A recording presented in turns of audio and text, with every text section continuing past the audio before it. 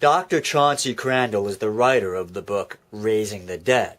Raising the Dead puts itself forward as a book that gives evidence on how Dr. Chauncey Crandall has experienced many instances where Western medicine has failed, only to have God miraculously bring dead people back to life. What the book actually does is provide 2 instances of supposed faith healing, while the rest of the book consists of the Crandall family trying to find some sort of cure or miracle for their young son, Chadwick Crandall, who is diagnosed with cancer.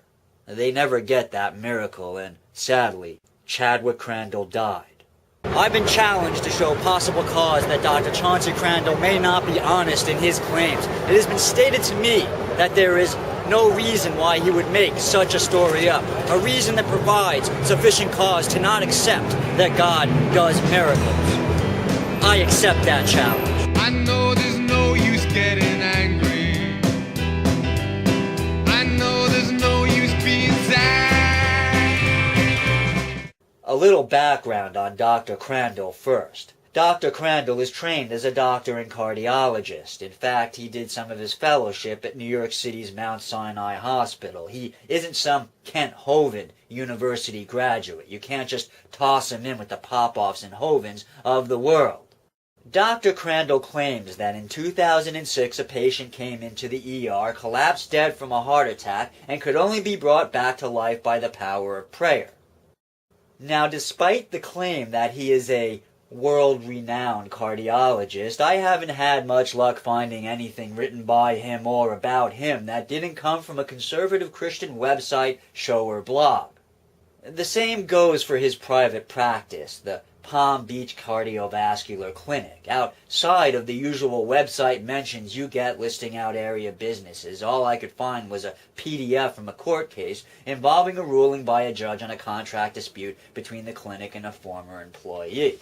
What I didn't find are any mentions of peer-reviewed articles by Dr. Crandall, nor any publicity regarding his professional life outside of promoting Christianity and the products he markets and sells. But for promoting Christianity and the products he sells, I found many pages about Dr. Crandall and his miracle experiences, both by him and by others. The majority of these pages also conveniently mention his aforementioned book.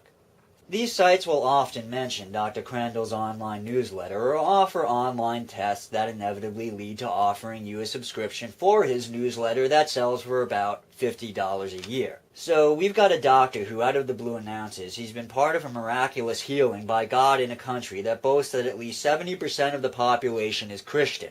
A doctor who, because of that claim, has gotten numerous interviews on talk shows, radio shows, news shows, hundreds of blogs written about him, has been offered and taken the position of contributing writer on what is one of the top Christian conservative news sources that boasts tens of millions of hits a month, all of which is free advertising for not just his services as a doctor, but also for the book he's written that goes for $12 a pop, plus the newsletter he puts out at a cost of roughly $50 for a year's subscription.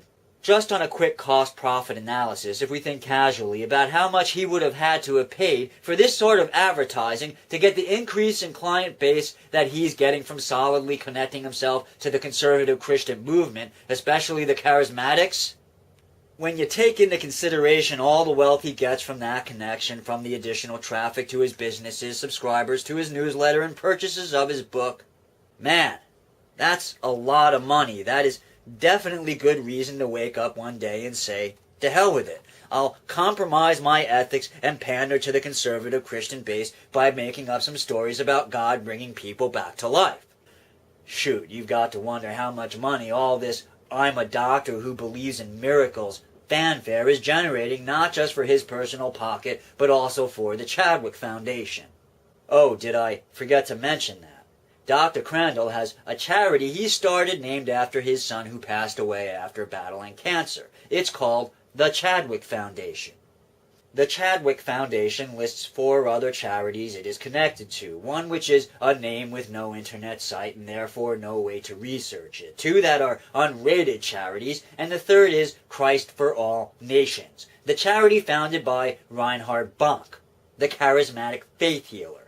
Christ for All Nations boasts a whopping 1 out of a possible 5 stars on the Charity Navigator's rating scale. The Chadwick Foundation, like the other three charities, also has no rating. The Chadwick Foundation boasts that it has a medical clinic called Clinica Chad set up in Medellin, Colombia. I did some rather extensive online searching for anything that indicates that the Chadwick Foundation's Clinica Chad actually exists and has done some sort of work, and I found nothing. Which isn't all that surprising. A small clinic in that town may very well not be on the internet, although I'm surprised that a publicity-oriented person like Dr. Chauncey Crandall would pass up an opportunity to put up photos of people working at Clinica Chad to help generate donations for the charity. Searches for Clinica Chad and the Chadwick Foundation only turned up a Tumblr link to some pictures of Dr. Crandall, dressed in blue scrubs with captions that try to give the impression that Dr. Crandall healed Haiti earthquake victims by laying on hands. But nothing on the Chadwick Foundation in Medellin, Colombia. I tried calling Colombia, but ran into the problem of not speaking the local dialect, so I reached out to someone with the necessary language skills who went ahead and called Medellin, Colombia information to ask for the phone number and address to La Clinica Chad. That person was D. Landon Cole. You may know him here on YouTube. He did quite a good job of looking into the matter, and what he got back was that no phone number was listed for that clinic or record of the existence of that clinic. Which doesn't mean it isn't there, but it does strike me as curious. Oh, I did mention that Dr. Crandall went to Haiti to offer his services as a doctor. I think the main thing is try to identify with a group that is on the ground and has a long-term commitment to Haiti. You know, there are many great organizations out there, but are they committed long-term, and do they have relationships on the ground working with local people there? Those are the people that I would donate money to and give assistance. And what they need right now is really cash. They don't need you to send rice or black beans. It's difficult to get that over there, but they need your money. And I would identify with many of the missionary groups that are on the ground, many of the churches that are there, the Red Cross and other relief organizations that have a long-term commitment to see Haiti turn around. I'm going to run with his advice and offer a list of reputable charities that are actually doing good work in Haiti that helps with rebuilding. I'll provide you a link to this page on Charity Navigator that tells you how to donate wisely. You'll notice that neither the Chadwick Foundation or its connected charities appear on that list.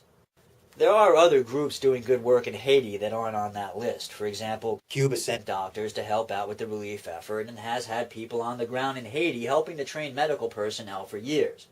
Yes, I'm aware that many of you will say that Fidel Castro has the ulterior motive of sending aid so that he can build friendships, gain favor, and in the end run turn a profit for himself and his country, and I say, you're absolutely right. I have no problem with Fidel Castro using his charitable work to boost his own profits, or with Dr. Chauncey Crandall using his visits to Haiti to bring himself greater publicity, but there does come a moment when you have to look at the why behind the what, and determine if the good works a person does can be defined as simply good. As to if the good Dr. Crandall did in Haiti is overbalanced by the bad he does by offering support to the morally reprehensible con artist industry that is faith healing, well, that is hard to determine at just a casual glance. With a faith healer like Peter Popoff, the harm being done is clear, and the scales tip easily with Popoff weighing down the guilty side with plenty of pounds to spare.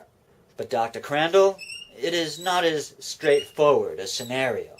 This is America, a land where, when it comes to Christianity, the goalposts for proof of morally questionable behavior are raised higher. What would be considered outright criminal behavior when secular is often given a wink and a nod, or at least a look the other way, by those in power once the label of Christian faith is tacked onto it. What Dr. Crandall believes is open to dispute, but I do think I've laid to rest any claims that there is no logical reason why Dr. Chauncey Crandall would lie about his witnessing of miracles. This is the True Puka coming to you from Times Square in New York City, saying, check the facts, and in the absence of facts, be circumspect.